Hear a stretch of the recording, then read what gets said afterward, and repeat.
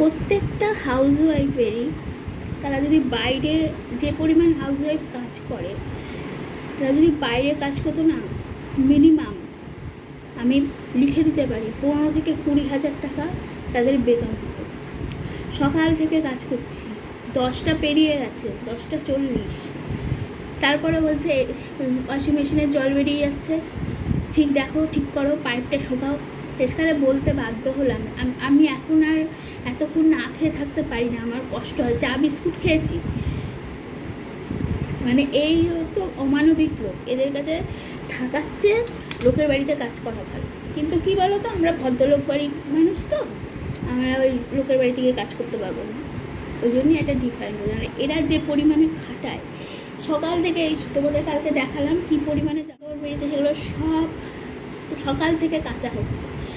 মেশিনটাকে রেস্টে দিয়ে এসেছি, মেশিনটা এখন রেস্ট থাক, আবার কালকে কাঁচা হবে, সেগুলো দেখতে পাচ্ছে না চোখে।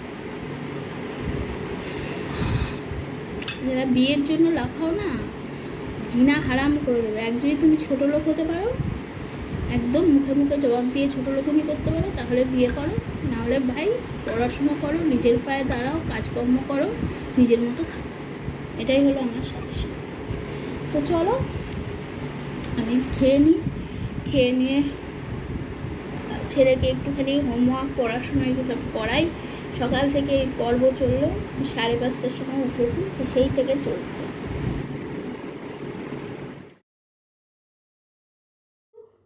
ব্লগটা কন্টিনিউ হবে কাল অবধি।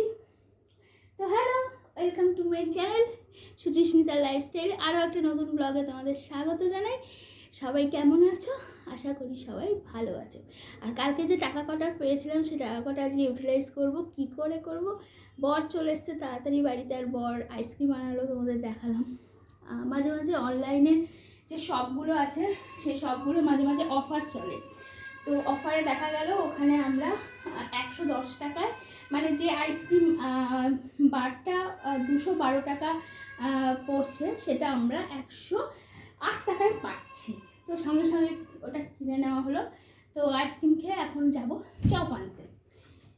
তো চলো আমি রেডি হয়ে নিই, আর যাবো ওই দিদির বাড়িতে কিছু প্রবলেম। ওনার হাজব্যান্ডের একটু শরীরে সমস্যা হয়েছিল, স্কিন সমস্যা। তো আমি ছবি তুলে, ওনার দেওর থাকে বম্বেতে, তো সেখানে ছবি তুলে সেই বম্বেতে পাঠাবো। তারপর উনি ওখানে ডাক্তারকে দেখাবেন, কারণ এদের যাওয়াটা ইম্পসিবল। তো সেইগুলো করতে যাই। ভালোই হলো, ও তাড়াতাড়ি চলে এসে, ছেলে থাকবে, আমি যাবো আর আসবো তাড়াতাড়ি করে। তো চলো রেডি হয়ে নিই, আর ফোনে নেই একটুও চার্জ, তো চার্জে বসাই, আমি রেডি হয়ে যাই। তারপর আজ হলো রবিবারের একদম সকালবেলা। তো চকোকে ওপরে তুলে রেখেছি, কারণ আজকে একদম ঠিকই করে ফেলেছি যে চকোর হেয়ার কাটিং করতেই হবে, লোক ডেকে হবে না, কারণ লোকে অনেক বেশি চার্জ করছে। আমাদের মেশিনপত্র সবই আছে, কিন্তু সেসব দেখেও প্রচুর চার্জ করছে, প্রায় 2-2.5 হাজার টাকা মতো চার্জ করছে। মেশিন দিয়ে দিচ্ছি তাও। তো আমরা ভাবলাম আমরা নিজেরাই ঠিক আছে, একটু পরিশ্রমের। এর মধ্যে চলে এলো জ্যাপটো থেকে, অনলাইন শপিং থেকে কি কিনেছে আমার বর আমি জানি না। এখন ওর একটা নতুন পাগলামো জুটেছে, জ্যাপটোতে 150 টাকা, মাঝে মাঝেই 100 টাকা, মানে এগুলো ফ্রি কি টাকা দেয় নাকি, তার মধ্যে তুমি কিছু নিয়ে নিতে পারো, আর কিছু টাকা তোমাকে দিতে হবে, বাট পুরো টাকা দিতে হবে না। আমি জানি না, আমি এসব গ্রসারি শপিং করি না, আমি বলতে পারবো না। তো সে রোজই মোটামুটি তেল, সাবান, চানাচুর, আইসক্রিম, ওই আইসক্রিমটা তোমাদের দেখালাম, আইসক্রিম সে কিনেই যাচ্ছে। আর আমি ভাবছি যে এইসব ঝামেলা আজকে কি দরকার ছিল, কারণ আজকে প্রচুর টাইম লাগবে চকর যদি হেয়ার কাটিংটা হয়। তো চকর হেয়ার কাটিংয়ে মোটামুটি 3-4 ঘন্টা পুরো দাঁড়িয়ে আছি আমি, মানে আজকে দাঁড়িয়েছিলাম। দিয়ে দুপুরবেলা খেয়ে দিয়ে যে ঘুম লাগিয়েছি, রাত 9টায় উঠেছি। এই যে, তো আমি ভাবছি কী দিল দেখি। আর আমার শ্বশুরমশাইয়ের ফোনেও খুলেছে, আমার ফোনেও খুলেছে, মানে সে যাচ্ছে তাই অবস্থা, মানে সবেতে তেল নিচ্ছে, এটা নিচ্ছে, ওটা নিচ্ছে। জানি না বাবা, কেউ কি আর ঘর থেকে কোনো কিছু দেবে বলো তো? এর মধ্যেও নিশ্চয়ই কোনো ব্যবসা লুকিয়ে আছে। তারা বিজনেস করতে নেমেছে, হ্যাঁ, লোককে বেলাতে যাই হোক। এখানে দেখলাম চানাচুর অর্ডার দিয়েছে, মুখরোচক। মুখরোচক চানাচুর হয়তো খুবই ব্র্যান্ড পাল, আমার ওই মুখরোচক চানাচুর একদম ভালো লাগে না। চিয়া সিড, ও নাকি চিয়া সিড খাবে, ভগবান জানে। ও তো আমার ছেলেপিলে হওয়ার আগে একটা কিনেছিল, তারপর আমার বাবা আর ও দুজনে মিলে ভিজিয়ে খেত, তাও একটুখানি পড়েছিল। চিয়া সিডের অনেকটাই দাম। আমি জানি ও ভিজিয়ে খাবে না, আমি যদি কোনো দিন ভিজিয়ে দিই তবে হয়তো গিলতে পারে, তাও 2 দিন খেয়ে খাবে না, কারণ চিয়া সিডের মধ্যে ওটা গলায় খুব আটকে যায়। কারণ আমি একবারই ট্রাই করেছিলাম, আমার পুরো সেই বমি চলে এসেছিলো। আমি শেষকালে আমার দরকার নেই বাবার রোগা হওয়ার। তো এটা চিচিঙ্গের তরকারি। তোমরা কে কে খাও? ভাত, আর এই যে কালকে ডাল ছিল, আর এই আলু চচ্চড়ি হয়েছিল কারি পাতা দিয়ে, সকালের পরোটা যেহেতু হয়েছে।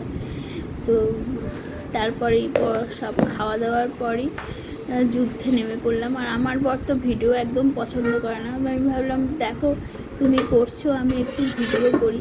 বাট ও একা করেনি, শ্বশুরমশাইয়ের ঠিক 5 মিনিট ছিলেন, আর পুরো 3-4 ঘন্টা পুরো আমি দাঁড়িয়েছিলাম। চকর খাবারটাও বসিয়ে দিলাম, যে চুল কাটা একটু হয়ে গেলে তখন তাড়াতাড়ি করে ওকে আমি খাইয়ে দেবো, তাই খাইয়ে দিয়েছি। এই দেখো দেখেছো কি অবস্থা চকর লোমের, কি আর করবো বলো। পশু খারাপ লাগে, খুব মায়াও লাগে। আর রবিবার লোকে কি করে, রিল্যাক্সে থাকে। তো রবিবার আমার সব থেকে খাটনি যায় সব, মানে আজকে তো আমি 3-4 ঘন্টা দাঁড়িয়েছি, কারণ আজকে চকর পুরো হেয়ার কাটিং হয়েছে, মানে একদম পুরো ছেটে দেওয়া হয়েছে চকরকে। আমি তোমাদের কালকে দেখাবো।